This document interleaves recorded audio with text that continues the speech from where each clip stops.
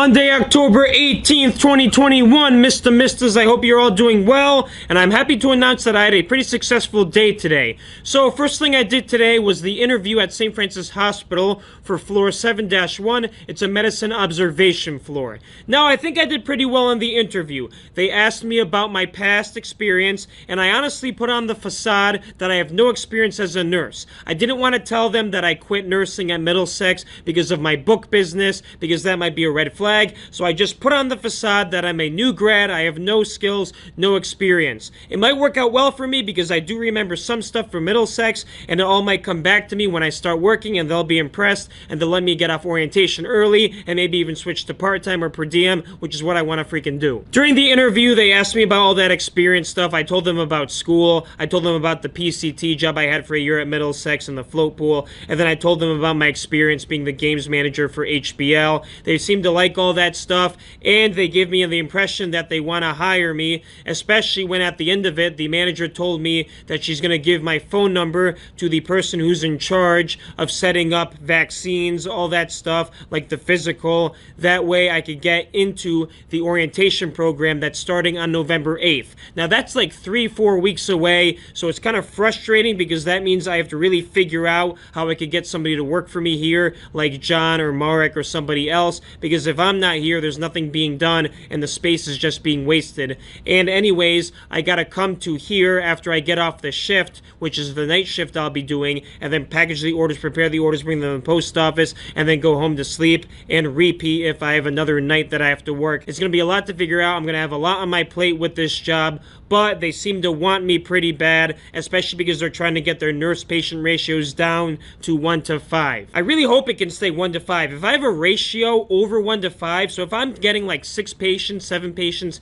8 patients, that is really freaking frustrating, and it's going to stress me out, and I'm not going to like the job. I'm going to want to leave. That, though, is freaking motivation. If I really don't like it, I'm going to try to work extra hard on this business and the other stuff I got going on so that I don't really have to do nursing. Like I said in the yesterday's video, I have to get this year of experience. That way I can move into per diem or whatever, or work on a travel contract, or I don't know, we'll see, and get more money. It's all about that first freaking year of experience, and I wasn't liking it at Middlesex, so I just bounced out of there. So yeah, I'm honestly expecting a job offer pretty soon, a call from this guy who's in charge of setting up physicals and drug tests, and then I'll be put into the schedule for this orientation thing. Honestly, I don't know why it's like this in healthcare. It seems like every healthcare job I've applied to, they basically tell you that you got the job at the end of the interview. It's nice to get that news pretty quickly, but at the same time, what if somebody else contacts me and is interested in doing an interview? Like, am I gonna say, yes, I can do the interview, or am I gonna say, no, like, I already got this job somewhere else? What if it's like a better job at this hospital, but I already accepted this one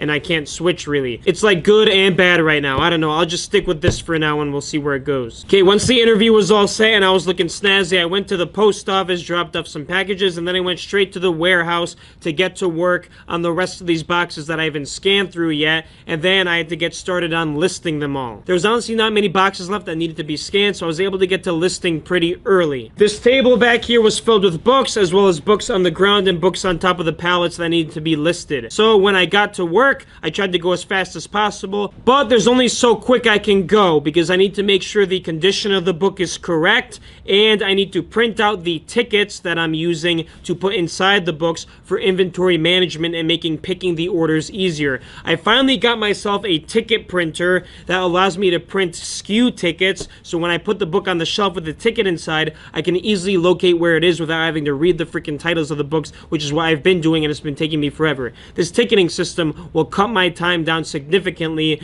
and make it easier for me to prepare my orders and then get to work on other stuff during the day. So I guess that's my improvement for today. I'm pretty happy about it, and it seems to be going well. I got hungry around like 2 o'clock, so I hit up my favorite Chinese place, Chopsticks Kitchen. If you've ever been to Bristol and you haven't been to Chopstick Kitchen and you like Chinese food, I highly recommend it. Their lunch special is insane. For $5.25 plus tax, you can get a whole Chinese meal. So what I got was I got the spare ribs and the pork fried rice. For $5.25, are you kidding me? I've never seen anything that cheap. The other cheapest Chinese place I found is at least $7. But going down to $5.25, I don't know how they make their money. Maybe it's money laundering going on, but the food tastes freaking good. I go back as much as I can. You heard it from me, Chopsticks Kitchen. Check it out. Actually, Radek hit me up last week and went to check it out, and he liked it too. I ate my Chinese food at the warehouse, and then I got back to doing more listing.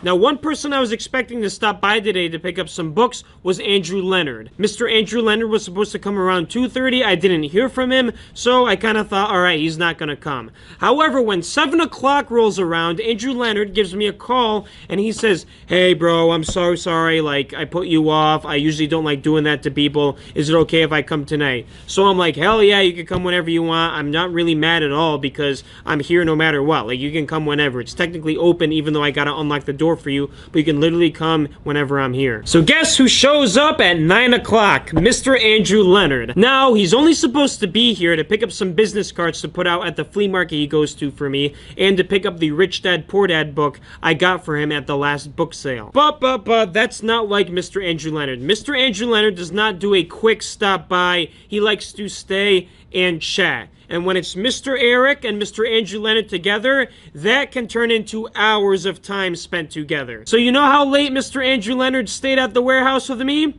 He stayed here till freaking 6 a.m. No freaking lie. What was Mr. Andrew Leonard doing at my warehouse with me till 6 a.m.? Well, he was freaking motivating me. I have what I eventually come to find out, 651 books that have to be listed. And it's not easy work. I was very hungry, I was very tired, but Andrew Leonard was here to keep me going. Him and I talked about random stuff the whole time. We talked about how weird females are. We talked about what we want to do with our lives. We talked about politics. We listened to music. It was a freaking great time. Mr. Andrew Leonard even offered to help clean up some stuff for me. He helped me sort some books into lots to go on the shelves, so that way it's easier for me to find them when it comes time to list them on eBay. He also learned a couple stuff about how to list. We also had some freaking good laughs. He found this. He started zoning out at one point, and he was staring at this children's book. He just started laughing at that, and then I started laughing at him. It was freaking hilarious. Jeez, I need some water. And yeah, I'm still freaking exhausted from this all-nighter we freaking pulled. I eventually got 651 books listed, but it was not easy work. We were also freaking starving at one point, so at 2 a.m. we went to McDonald's to pick up some grub. We ate it in the car, and then we brought some more here to eat, and it was just weird. I don't know how we stayed up till 6 a.m. doing what we were doing. I was just freaking listing books the whole time, and he was sorting books and cleaning it up. It took the whole night. That's so many books I had to go through. But look, it's nice and clean back there now. There's no more pallets of books that need to be sorted through. It is all done. I can take a break until the next shipment comes in. Gosh, it's just really freaking hard to comprehend how I spent an all-nighter with Andrew Leonard at my warehouse. Nobody has ever spent an all-nighter here at the warehouse with me, except for Mr. Andrew Leonard last night. Mr. Andrew Leonard's a freaking beast, man. This guy is the most grateful person I've ever met in my life, and he's very humble too. I wish him all the best in his success, and I hope he gets somewhere where he wants to be in life, because he's got a lot of ideas. He's got to focus on one. I've always wanted to be somebody's mentor and friend. Like, I'm hoping I could do that for him. I don't know. We'll see.